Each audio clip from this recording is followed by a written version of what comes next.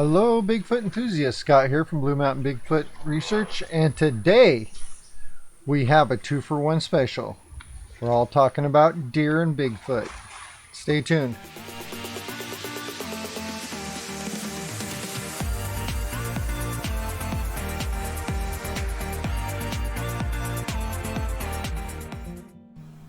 So here in the Bigfoot world, we have many reports of Bigfoot killing deer. People seeing them kill deer, finding deer kills in the woods. So here's our 2-for-1 special.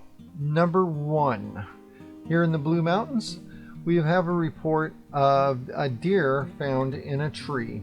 Now, and this takes place in the Cornucopia area of the Blue Mountains near a little town called Halfway, Oregon. Yes, that's a real place. In fact, it used to be called half.com. So this deer was found laying across some branches. Now, when it was found originally, and this is not the actual photo, but this gives you an idea of how it was laying across the branches, but it was no holes in it, no bite marks, no bullet holes, no claw marks, no scratches, no blood whatsoever, but its neck was broken, and it was laid across 2 limbs in a tree, kind of like the picture you see here, but it was still fairly fresh when it was found.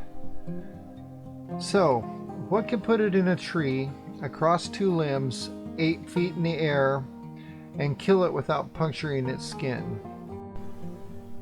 Some people seem to think that cougars sometimes drag things up trees, and I'm sure it's a possibility. They're a fairly good sized cat and they're fairly strong.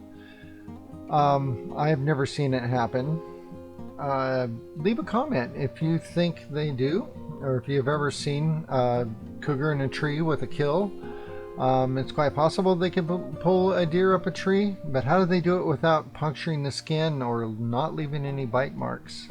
There's a problem. Okay, number 2. We're going to talk about them bones, them deer bones.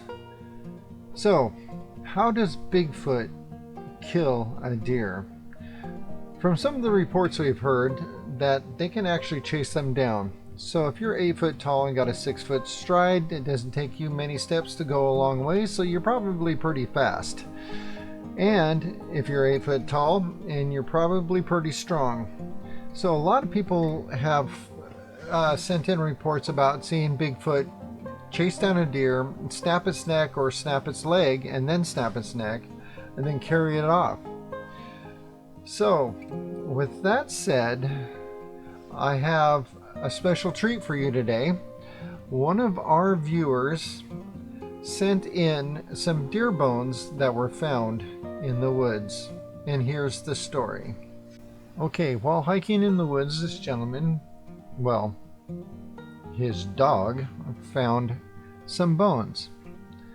Deer bones, to be exact. Now, deer die in the woods all the time for a myriad of reasons, and their bones end up decaying in the woods. So this gentleman found some bones. He didn't think a whole lot of it. He emailed me and said that he found some bones in the woods, and I asked him if he got pictures. Well, he had not, so he went back where he had found the bones and found them again and took some pictures and sent them to me. They were just your typical deer bones in the woods until I saw this particular photo. And what really caught my eye was this in particular. Now, if you look at a chart of bone fractures, this one bone stood out particularly. It is a spiral fracture. So I asked him to send me the bones. So he packed them up, threw them in the US mail, and mailed them to me. And I got to look at them very closely. And yes, indeed, it was a spiral fracture. Now, the interesting thing about a spiral fracture is you have to twist the bone to get it to break like this. So either the deer stepped in a hole and twisted it around and broke its leg, which I think deer are a little more agile than that, or something found this carcass, picked up the bone, and twisted it open.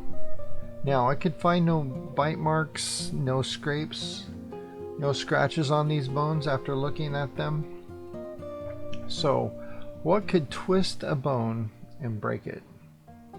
Something with hands. You almost have to have hands to do that.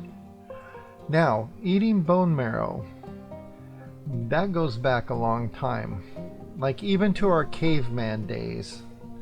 Like when we were first exploring the world as human beings, we were scavengers. And we had to pick after the bigger animals that could kill us, picked over the carcasses. One of the things left was bone marrow. And interesting enough, that bone marrow is what made us who we are today.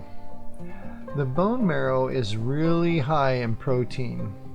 And as we broke the bones open and discovered how to break the bones open and eat the bone marrow out of the carcasses that were left, that high protein diet grew our brains. And over years and years of development and evolution and eating bone marrow and high protein meals brought us to the technological brains that we have today.